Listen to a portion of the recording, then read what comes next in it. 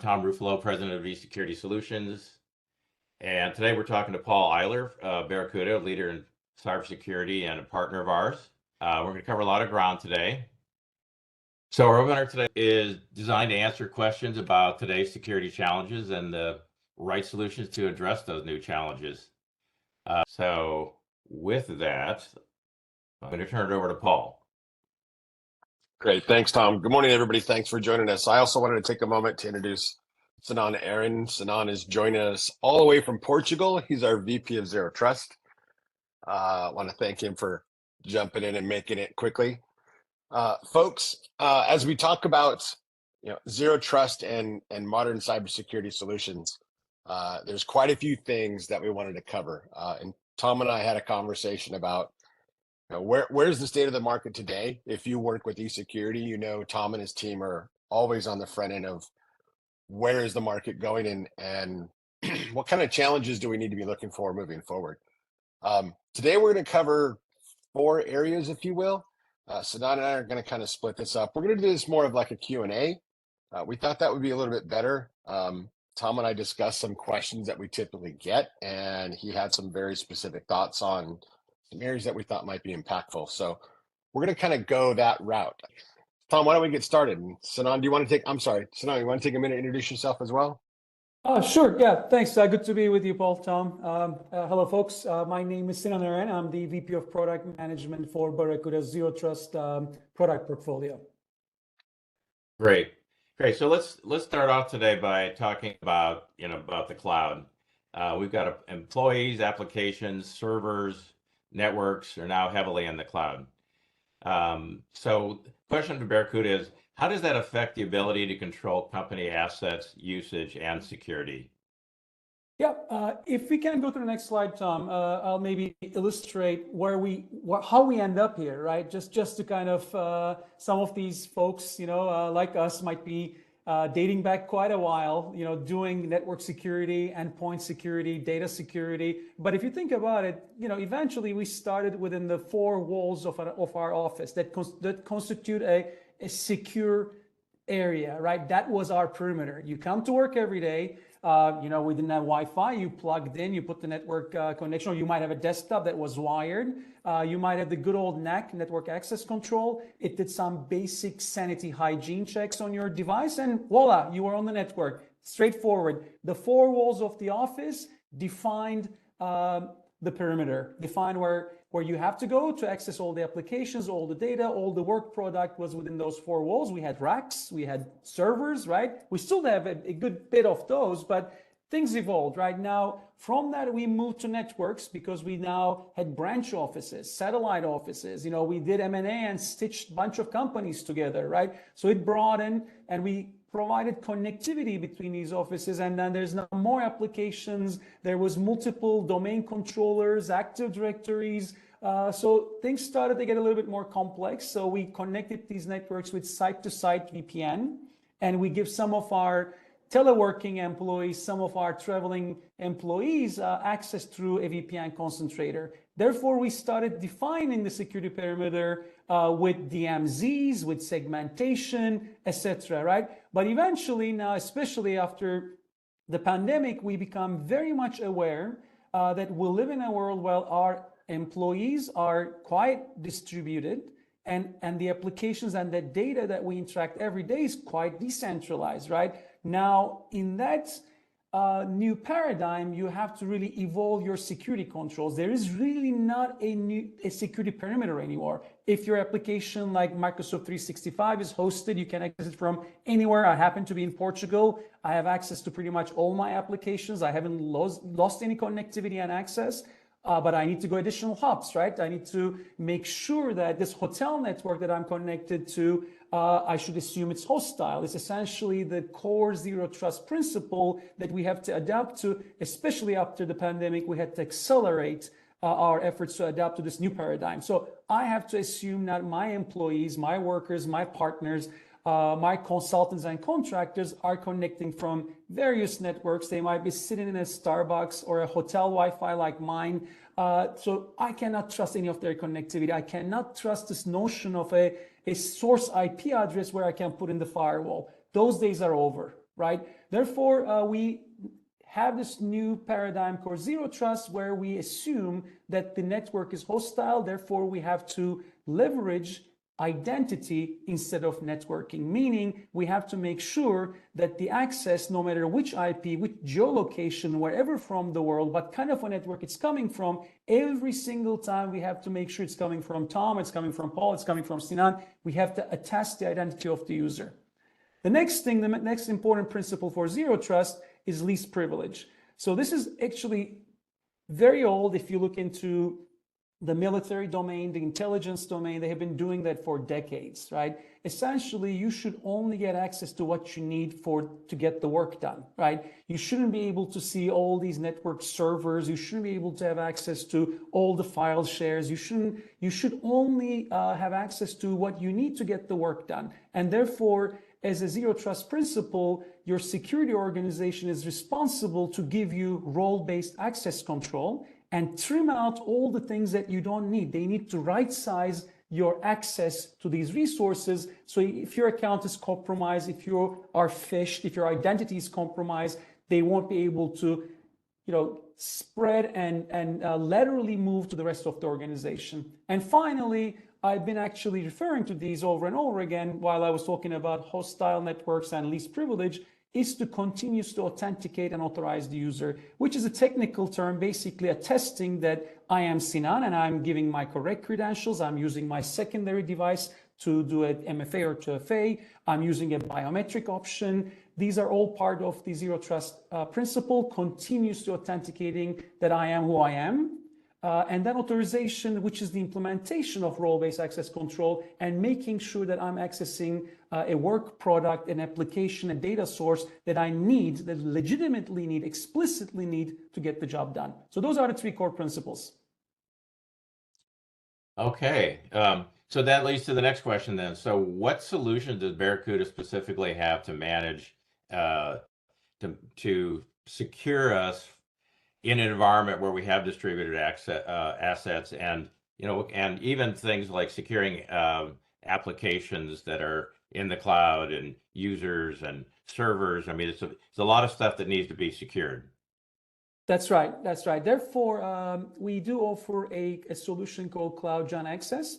It's a zero trust access product. And all these principles that I mentioned are baked into the product as features, right? We have concept of device identity. We know that this device is a device that's given to you by your company, or perhaps it's a BYOD, bring your own device that you personally own. But the solution knows, and therefore it has different access levels depending on the device's security and posture.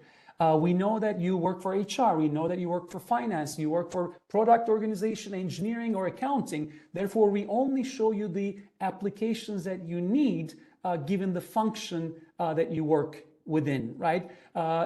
So essentially, that's the technical jargon is role-based access control. We know which group you're part of.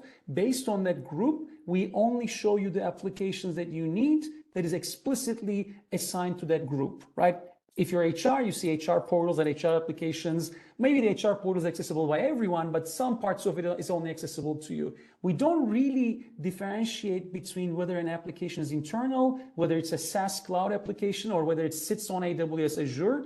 It all happens seamlessly from the user. The solution knows where the application lives, how to connect the user, whether through a client, like a FAT client, like an RDP or a file share, or whether a browser to a web application. It just does it seamlessly. The user doesn't really have to point and click where the application lives, right? You have an app catalog. The catalog contains all the applications that you need for the job. And again, the app catalog is contextual, meaning that if you are a finance employee, you see the PIM stuff, the inbox, the calendar, but you also see finance specific applications. And all you have to do is go to this app catalog, click on the application and get to it. Like the user doesn't need to remember whether it's a cloud application that they need to make a VPN connection to Azure, or they need to make a VPN connection to an internal VPN concentrator. That's a relic of the past. All you do is, given your job title, given your job role, position, you are contextually assigned a set of applications, and all you have to do it at the start of the day, whenever you get to work, you click on the relevant application and you're granted access. So it removes a lot of the complexity from the end user, and it enables them to have the seamless access to application with additional built-in security, such as role-based access control, such as device identity, device posture check, which is also referred to in this slide as device health checks. It's important because you also want to make sure that the device is up to date. It's running the endpoint security suite. The endpoint security suite has the latest definitions or the latest model. All of these things can be part of your zero trust solution, and CloudGen Access offers you all of that with a turnkey, specially purpose-built solution that will, bring you to the zero trust era and implement all these principles that I mentioned previously in one turnkey solution. Okay, well, let's move to another topic then. So zero trust really is a combination of solutions from in a number of different areas, right? I mean, there's no such thing as a single zero trust solution. In fact, every area where you have a threat vector, you really need zero trust security. Barracuda's been in the email business longer than just about anybody. I think you came out with an email security solution before email was created. And so you probably have the most experience of just about anybody. Microsoft 365 is relied upon by many customers. It's an easy thing to adopt. And I think a lot of customers assume that includes all the security, the email security that ever need. And so I'd like you to address, what are the threats and why would a customer want either two different kinds of email security solutions, which are redundant, which is good in the case of email, or why would they want to replace Microsoft solution with yours? Yeah, good point, Tom. Yes, we've been doing this for a while. We actually last year celebrated our 20-year anniversary. Barracuda was built on email security. So we've been here for quite a while, and our relationship with Microsoft has been long-standing. In fact, when Microsoft decided they were going to take Exchange out to the cloud and build what we now know today as M365, they put a call into Barracuda because there was no spam filter. There was no real email gateway. So we've had a cloud-based solution from the inception of this type of an offering. And as we look at the market today, it's critical to understand, and I don't think anybody here would disagree, phishing is still the primary risk surface. Barracuda years ago identified 13 different types of unique email threats. And those threats continue to evolve. So we like to say the bad guys are working hard every single day, and we're working hard to make sure we find ways to prevent them getting access. But as you look at this, there's some key things I want to point out. While almost 99.8% of the email attacks are still around malware, spam, data exfiltration, and URL phishing, it's the amount of organizations that are victims of successful attacks every single year. So when you look at 75%, it's just an astronomical number. And 50% of those organizations are victims of spear phishing attacks.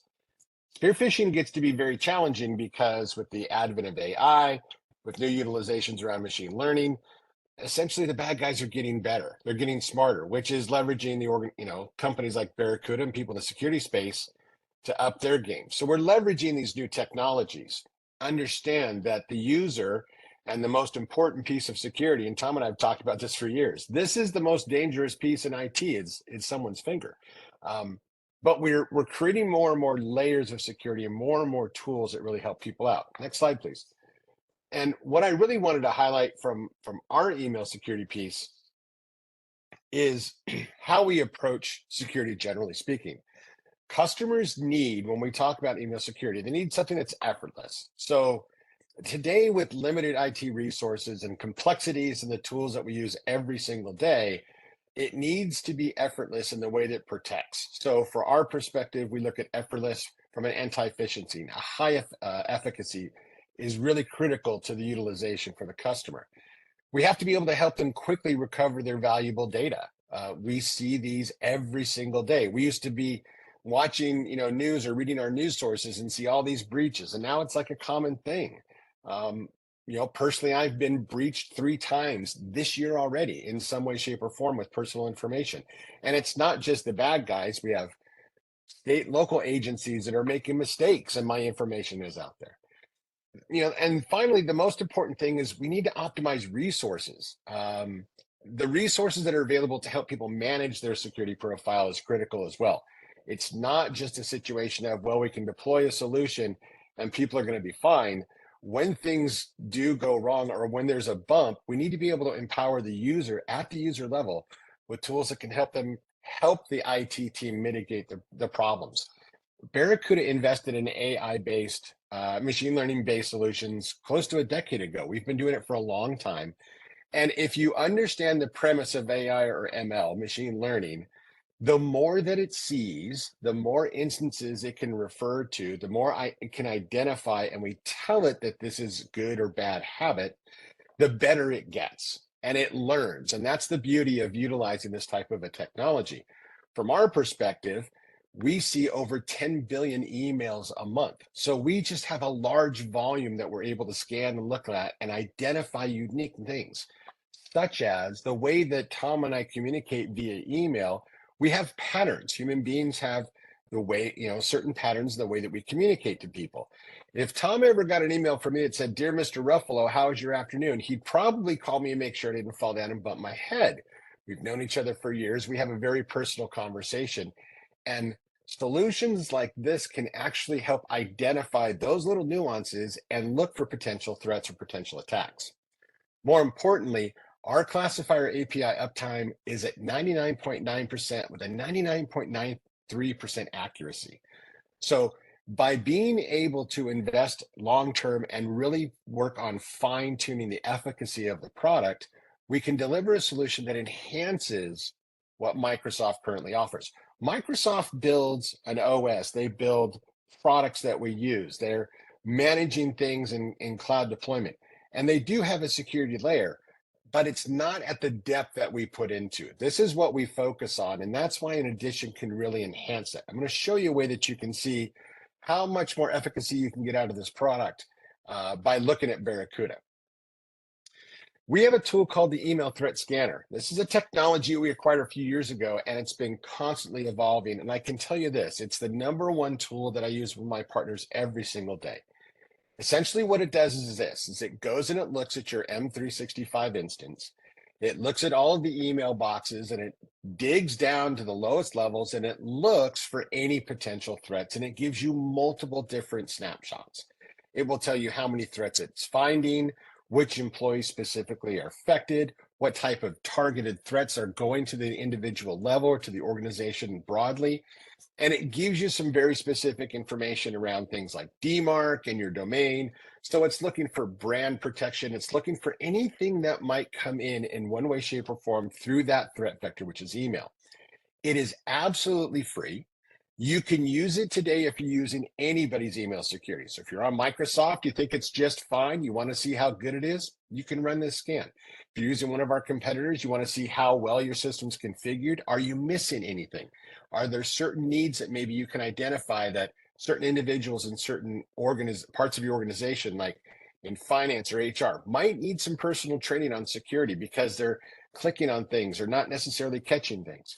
We can help you identify that.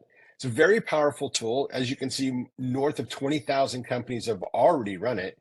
We've scanned over 19 million threats or mailboxes for threats and identified over 20 million specific spear phishing attacks that we've identified. So it's a great tool. And what's nice about it is it literally takes 2 minutes to set up. You go to a site, you enter in some information, you need admin rights, and then the report runs, and it can come back within a matter of hours. In some instances, depending on the number of mailboxes, it might take 24 hours, but then you get a report. When that happens, and we've got a way where we can create a customized link for our partners like eSecurity. So you'll get a link from them. You'll get the report. We get notification the report's been created. We don't get to see the data. This is your data. We're actually looking at your data. So it's not demo data. And we can come back and we can review this with you in 15 minutes. And you'll get a much better idea of what's going on inside of your environment. So when it comes to augmenting Microsoft 365, take the moment, run this email threat scan. It's absolutely free. We don't keep the data. It's just something that we scan and then we dump. But that way you can have a report and you can get a much better understanding of, is my security setup for email ideal for what we need? Or do we need to look at something different? Maybe there's something better out there or some other things that we can look at. All right. Yeah, yeah, we'd love to help our customers get access to that and take advantage of that. I mean, honestly, I don't think anybody can point to a company that's more experienced in email security than Barracuda. And if you're already a Barracuda customer, you know that you've probably been using it for years. If we switch to a slightly different topic here, um, another boring area of security is backup and disaster recovery, right? Boring because nobody ever seems to want to talk about it. But yet, if you think about getting a ransomware attack or something that potentially destroys your data or makes it unavailable, then you all of a sudden it becomes the most important thing you can have. So I'd like for you to talk a little bit about the landscape related to backup and disaster recovery, um, and yeah, maybe a little bit about why it's overlooked, but also mostly about why it's super important, and maybe some of the latest revelations that make it even more usable, more easy to use, and more important. Yeah, good question. Many people in the industry will tell you that breaches are going to happen. I think we've gone way beyond the point of thinking that we're always going to be able to have a secure environment all the time. So one of the most important things that we talk about with customers is data recovery, right? Disaster recovery. It is on everybody's mind. And there's two things that I share with partners when we start to talk about why Barracuda. One of them is when you're talking to your customer and you're building a disaster recovery plan, make sure they run it. Uh, don't build it and then think it's going to be, set it aside for a rainy day. Go through the process once in a while and make sure that you understand what your downtime is going to be or what the uptime requirements are going to be. All we got to do is just look at, the two big casinos in Vegas, and we can see two completely different approaches between those two big entities on how they wanted to handle it. And disaster recovery for one of them was the easiest methodology. Just pay a fine and let's go get our data back and go from there. The biggest thing for customers day to day when it comes to data protection and disaster recovery is the data that's at risk and the ways that it can kind of be affected. Whether it's intentional deletion, where you've got a traveling executive who just can't seem to find email in their email box, they just delete stuff and want to bring it all back, right? Something gets encrypted between a conversation, some sort of internal conflict or external conflict, or an uploaded malicious file that people didn't really pay attention to, or accidents. I don't know about you, but I definitely do this at times. I delete something and I'm like, I want to go be able to get it back. And today it's pretty simple. I hit a couple of keystrokes and back it comes. But there's also the other side of it, an OS failure or ransomware, something that gets deeper, where you really need not just, I'm trying to go get that email back or that folder back, but now I need to rebuild something from the ground up. So there's two different approaches, and Barracuda can help you on both sides. Next slide, please. Whether it's on-prem backup, if you're looking for something like that, we can do that. We also have it in the cloud. The key thing to understand, and especially when we talk about cloud deployed solutions and the fact that more and more applications are living in the cloud, is that Microsoft actually recommends, if you read their license agreement, they recommend that you back up with a third-party supplier. And ironically, 70% of the IT decision makers that we've surveyed, they don't believe that they need a backup for Microsoft Office 365. Well, I've got OneDrive. You do. But a good backup policy is not to have one copy, but to have multiple. Who has access to the sensitive data? Who's sharing it? Are people sharing personal information? This is another thing that is really driving a lot of IT adoption for newer technologies, are the compliance and regulatory aspects of day-to-day business, HIPAA, GDPR, CCPA. A lot of this is driving, and the way that those programs are being upgraded and modified and expanded in their reach, they're forcing organizations to be much more in tune with what's going on with their data, how it's protected, the layers of protection, and most importantly, what happens if something goes wrong? Can you get back? Next slide, please. So for Barracuda, it's something that we have a couple of ways to approach it. Let us work with you to help you figure out what the right solution is for you. Yeah.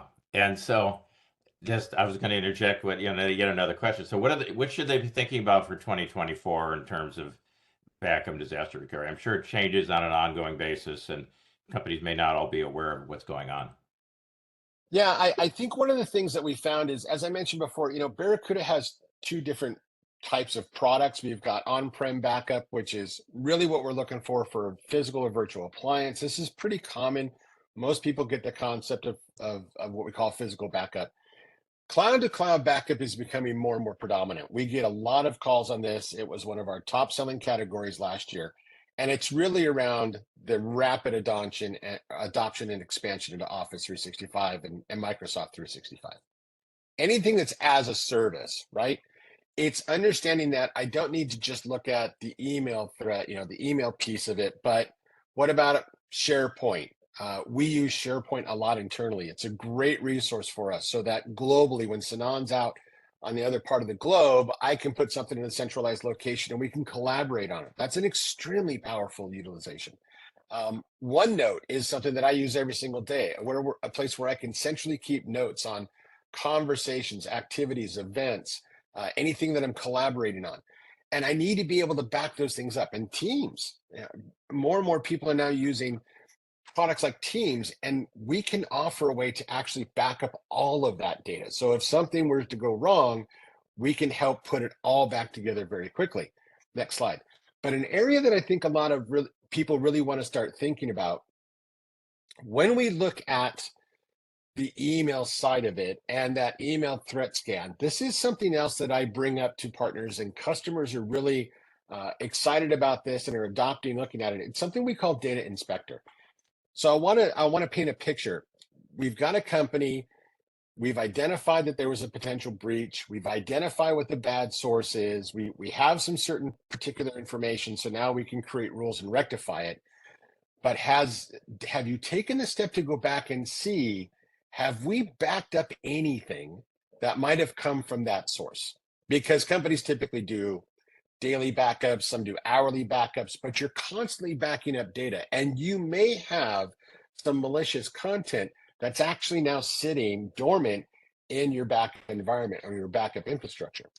What Data Inspector does is it can go in for SharePoint and for OneDrive, and it can look and see, is there something going on? It also scans automatically in real time. So when we use this in conjunction with our email threat scan, what it allows us to give you is a holistic picture of what's going on in my environment that has come through this path of email and that we've potentially backed up, and it lets you remediate it. If there's any kind of personal information, anything that should be redacted or removed or notated, credit card information, personal addresses, social security numbers, this helps you identify where it is down to the unit, the specific piece level, and you can determine what you want to do with it. It also provides reporting, which is critical for regulatory requirements. So I would say that as people move forward today and they start to think about, okay, what do I need to be thinking about as far as it comes to backup, part of that layer of security, Data Inspector is a tool that I would strongly recommend. You can do it as a trial for 30 days, and it will give you a new level of understanding and a new capability to ensure that across those two vectors, you have full view as to what's going on and you can remediate and react to it quickly. Okay, so let's move to another area that's probably often ignored, I would say. It's the area of protecting public-facing websites and web portals. All your web infrastructure. How well are we protecting that? What do you do? What do you use to protect your website, especially if you have a public-facing portal, web portal, where people can log in? But even if you don't, our own personal website, we had malware on it a couple of years ago. It was very, very difficult to get rid of, and we had to get really serious about supporting it, about providing security protection for it. If you use WordPress itself does not provide any inherent security, and there's all kinds of areas. I actually wrote a document on it a while back that talked about all the areas you really need to look at to protect, your WordPress. But in addition to that, there's tools you can use to do that other than just, tightening up your configuration. Can you guys talk a little bit about, the solutions you have that protect websites and web portals?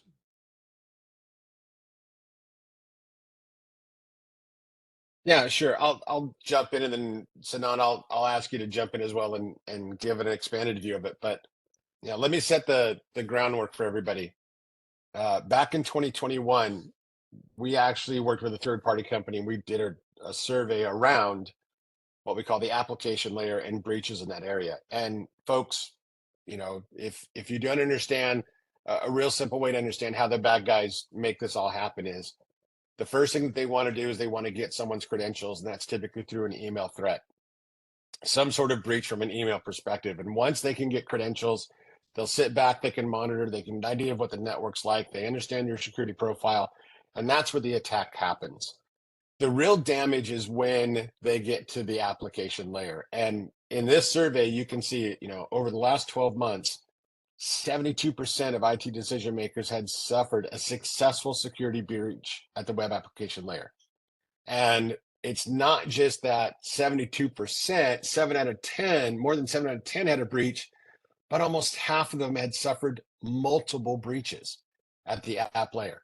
And it becomes very challenging because securing the application layer is not as easy as it may seem. It can be very complex.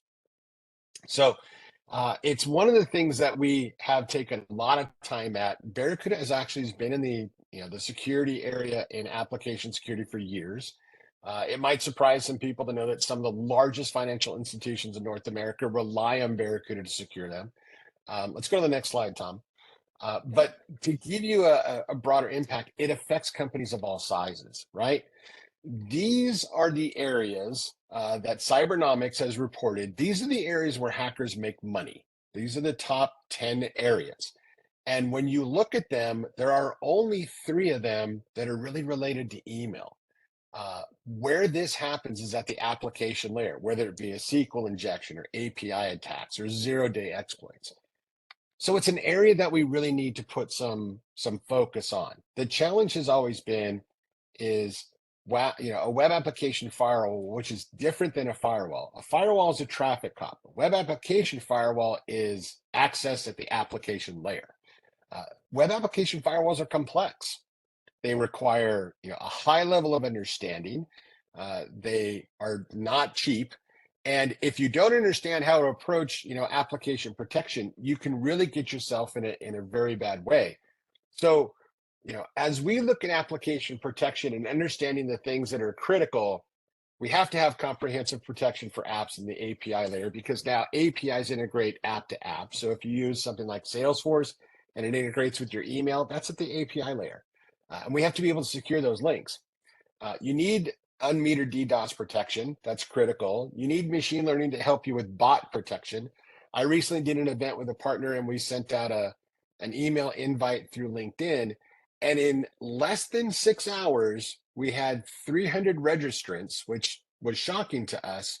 And then we figured out that it was a bot. It was a bot that was actually doing nothing more but trying to find a way through that opportunity, through that registration page, to get into the organization. So bot protection is critical right now. But we need to be able to make this easy to manage and operationalize. We need to enable compliance, in a continuous fashion. It needs to scale. It needs to have the power, but we need to be able to bring it down to the level where companies that are not enterprise level global with huge staffs can actually do this. And what we've done is come up with what we call Barracuda WAF as a service. WAF as a service is essentially that. It's WAF as a service, and it's designed to be easy to deploy, easy to manage. And it's really built around the premise that Barracuda has about those two things. It's easy to deploy and it's easy to manage. It's easy to manipulate.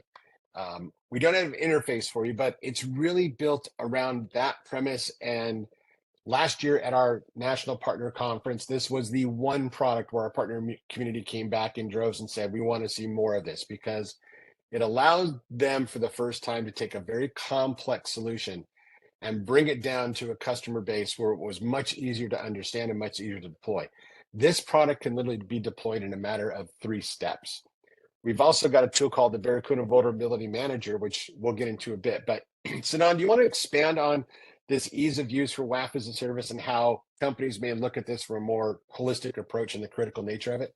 Yeah, certainly. I'll add actually a couple more points. We provide you with 2 data sets, right? But there's actually one thing that every year it's one of the most interesting days in the whole cybersecurity news cycle. I would say Verizon comes up with this report called Data Breach Inspections Report, Verizon DBIR. And I believe they've been doing it over 10 years now. Maybe it started in 2013, 2014. And every year around the same time, Verizon DBIR comes up. We all download it with great anticipation. And guess what? Phishing, credential theft, number 1 for pretty much all the investigations that run through when it comes to data breaches. And second, web application vulnerabilities. This really hasn't changed in the last decade. In the last 10 years, these 2 things, and we talked about email security, we talked about zero trust, essentially that tackles the first challenge, the first vector that the criminal organizations, nation states used to breach into organizations is all about theft of identity, theft of credentials, reuse of credentials, essentially something to do with your identity. The second vector, the second most common, if you had robust solutions in place to protect your users, to protect their identity, to protect their accounts, the next best target for them is web applications. And so a product like Web as a Service comes into play here, essentially to cover the most common attack surface that ransomware rings target. And it's important that it's not just about you hosting your own application portal or your own e-commerce site. I know you might be using Shopify, you might be on a robust platform, but believe me, almost every organization has some web-based interface that's exposed to the internet. Sometimes it's third-party products. Sometimes it's inventory supply. Sometimes it's to do with remote access technologies. You have so many of these interfaces that you have to expose for your partners, for your employees, for your contractors to access. So it's a great idea to put Web as a Service in front of them, because then you can actually use it. Don't forget, there's a firewalling capability built into the web application layer, right? You can actually select where your users should be coming from or what kind of authentication forms it should be going through. You can prevent the site being taken down when it comes to denial of service. If somebody's poking around with the APIs trying to discover SQL injections, the solution will give you timely alerts that there might be an active attack, that somebody might be actually looking for a way in, right? So it has almost like intrusion detection prevention, some relics of the past, right? You remember the IDS era, but these are all kind of built into the WAF as a service. Well, it will give you an early indication and a potential remediation solution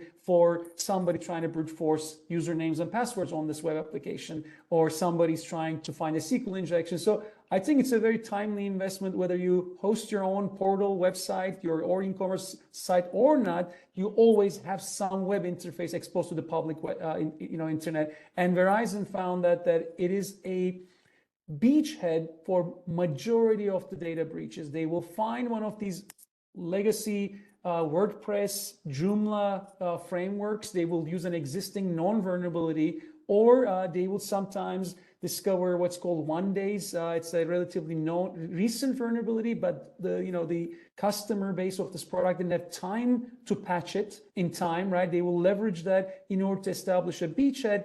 And usually these solutions have a way to the internal network, and then they will, laterally move in. So it is very important to perhaps run a surface scan of your organization to find out all the exposed web endpoints. And with 3 clicks, essentially, you can put a WAF in front of them and forget about it, right? Just click, deploy, and let it do its work. Yeah, thanks, Anna. And folks, there, going back to one of the Barracuda core principles, we want to build a tool. We wanted to have a tool that can help people understand, because as Sinan pointed out, this is a big threat vector, and it's always the way that we see these huge breaches happen, regardless of company size. Barracuda offers something called the Vulnerability Manager, and it's designed to allow you, the user, to point this at a website. You can tell it how far down you want it to drill. And it comes back with a report. It will give you an executive summary at the top left, which says, here are 2 critical things you really need to be looking at. It will give you the information of what you've scanned and, do you have things up to date? What server OS are you running? What's technology is it based on? Is it responding properly? And then it will show you down at the bottom standard compliance requirements and if you meet those requirements and what your status is. Again, it's another free tool. And if you want to have an idea, if you have one small part of your organization that uses one little portal, or if it's something where you are, internet commerce heavy and you've got a lot of transactions, all of your customers interact through some sort of portal. It's a great tool that will allow you to get deeper into what's going on. And like we do it with email and with backup, what's the current state of your environment right now? Do I need to get with Tom and his team at eSecurity and start looking at these, areas of potential exposure and what's the best way to approach it? So it's another great tool that we've got in our toolbox that can really help you understand where does your organization sit and is there a need for you to look at something immediately? Right. Attackers will be running an open source, freely available version of this, targeting your website for sure. You're being scanned every day. Everything that's internet facing is being scanned every day. So it's very timely for you to do that yourself.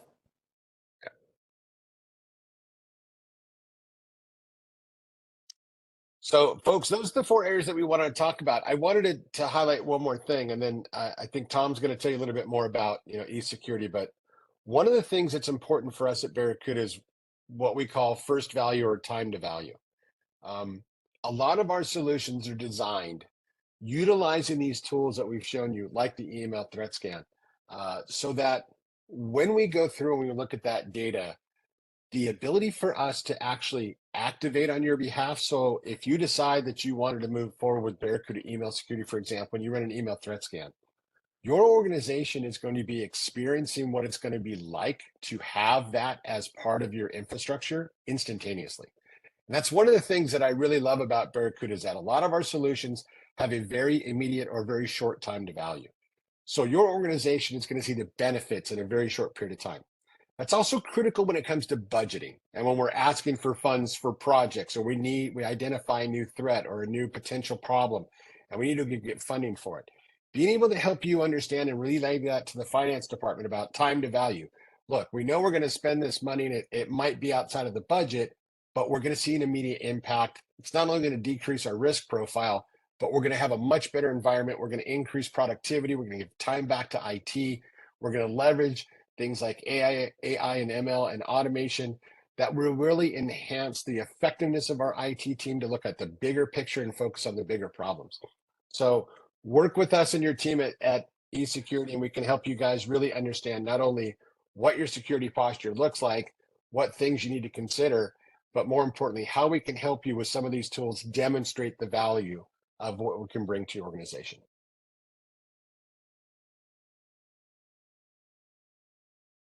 Let me just highlight a couple of things that we do for our customers. So our whole reason for being is that we provide a one-stop solution for all things cybersecurity for our customers. That's what we do. That's what makes us unique. We do that providing security solutions in 3 different areas. GRC services are one area and where we provide regulation compliance, security audits, security readiness assessments, and certification for different regulations. We also provide best practices security gap analysis, producing a prioritized list of gaps and solutions for companies that are more focused on best practices. And then we can provide security assessments and testing, including things like penetration testing and also VCISO services. The next area that of the 3 is security products, right? We work with companies like Barracuda to provide security products from the best leading product vendors out there, and we customize our solutions to meet our customers' goals and budgets. Lastly, we provide 24/7 MDR managed security services in a variety of areas, and I'm going to give you an overview of that in a second. We provide solutions to help our customers achieve their targeted goals for security, right? They're either focused on compliance, and in which case we help them meet the regulations, cyber insurance, or customer partner requirements to be compliant. We help with our customers with audits, security roadmaps, security controls, and managed security. For customers that are focused on best practices, we can help them with gap analysis, security planning, security solutions, and managed security. And then for customers that are just want sort of sleep at night level security, if you will, we help them to understand what the most essential needs are that they have for security, and then we can help them acquire those or manage those. Just a quick overview of our GRC services. Our services are designed to assess risk and regulation compliance, to define prioritized gaps, to define a prioritized set of solutions for those gaps, to achieve regulation certification if they need to be certified, to augment internal senior compliance level resources such as VCISO, and also to provide solutions for incident response. In managed security, we're focused on, we have different levels of solutions. We have MDR levels, managed security solutions, which provide sort of SIEM, managed SIEM/SOC 24/7. Soon we'll be providing NDR level, so network detection and response managed services, and also EDR. So there's a number of areas there, the number of types of solutions that are designed to provide detection and response and manage those for our customers. Then there's security cloud solutions that also need to be managed, such as CASB, firewalls as a service, and ZTNA. And then there's other products, all those other products like firewalls, MFA, dark web, email, EDR. Those are all areas also that we can manage for our customers. And in the area of products, right? Products, you can buy products from anybody, but our focus is on helping our customers figure out what to buy. And since a lot of our customers are small to mid-sized companies, they're looking to find sort of enterprise level security solutions that meet their budget needs. And I think probably the biggest thing that we can do for our customers is help them define the right solutions, define a security roadmap of what they need to implement over time, and to make sure that they're spreading their budget across the necessary solutions that they need for their company. It doesn't do a company any good to spend all their money on the most expensive firewall in the industry and then not have money for cloud security or EDR or something like that. Whatever budget you have, you need to be able to spread across your top priority gaps and solutions for those. And that's something that I think I would say we excel at. So the last thing I'd like to address is, what are the top security strategies for 2024? Number one is to provide an optimized security roadmap. If you don't have a security roadmap, you don't really know where you're going, right? And we've run into customers that are buying solutions here and buying solutions there, but really didn't do like a gap analysis that prioritizes the gaps and the solutions that they need, and then put that against the timeline. That's really an super important thing. If you're going to try to figure out how to spread your money across multiple solutions over time, you need to start with something that starts, like a gap analysis. And we can do that both for compliance regulations, or we can do it just for best practices against like CIS as a standard. Companies can't optimize their security unless they have a prioritized list of needs and gaps. And really, spending security without a prioritized roadmap means that you're probably going to have security holes or maybe overspend on other solutions. So next area would be adding top-level security monitoring, detection, and response. As you know, we've moved over time from prevention to detect and respond. There are now multiple areas of detect and respond type solutions, and you should never think of security as being just one thing. Even if you have EDR, EDR is only detecting and responding on the endpoints. It doesn't do anything for your network, and it doesn't monitor your entire security system. And that's where a SIEM or an NDR type solution could be something that you need to add in order to provide a bigger picture, monitoring more of your security, and making sure that you're catching the threats and the attacks as they occur. Outsourcing is an important thing to consider as well, right? You can't do everything. Nobody I know has enough resources to do everything. And so we recommend that you outsource the things that aren't either core to you, aren't essential, isn't something that you feel like you can handle. It could be for expertise or because you don't have enough resources or both. But we're here to help companies outsource the things that they need to outsource so that they can get the entire job done in terms of IT and security. And this is usually always true, most true for small and mid-sized companies, but even large companies, enterprise level companies, outsource significant parts of their security. Investing in new security to address new threats like cloud security threats and all your assets moving into the cloud is something that companies need to take more seriously as well. Asset sprawl, if you will, your employees, your partners, your servers, your applications, your data is in the cloud. Being in denial isn't going to solve those problems. There are solutions for each one of them, and if you look at your own particular organization, we can figure out what's the most important things and how to address those. They're becoming more and more affordable type solutions as well. Pick your security vendors carefully, right? I mean, there's one of the things that a lot of companies are looking at is how do we provide, sort of use the smallest number of vendors that provide the most security. And XDR is a solution that integrates products and the security from those products from a single vendor. That's what XDR is defined as. So every vendor that has multiple products is trying to provide an XDR level value by integrating their security solutions. So Barracuda is no different than any other. They do that, and they would be a potential company for you to standardize your solutions with, and they've been a great partner. They've been around forever. If you look at other vendors, they're also trying to do the same thing. You need to think seriously about which vendors you work with and make sure that over time you can leverage the value that they're supposed to be delivering and are trying to deliver by integrating the security between their individual products, which is called XDR.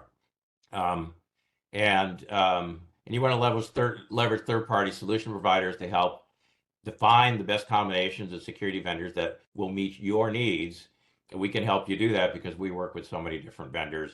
And just because a company is a leader in a space doesn't mean that it's affordable to you or that buying all the solutions that they have is the best solution for a small or mid-sized company. Social engineering continues to be, one of the biggest threat areas. It's the weakest link in most cases.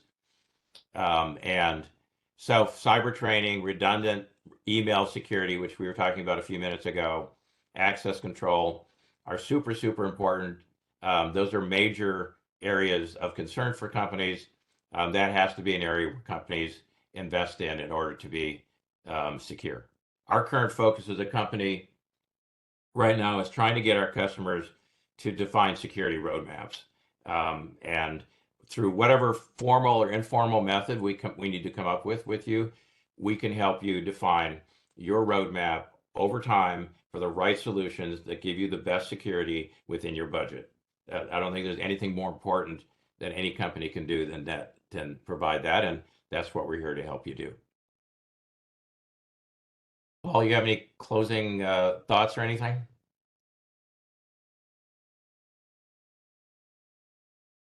Other than what I said? Yeah, I always have a lot of thoughts.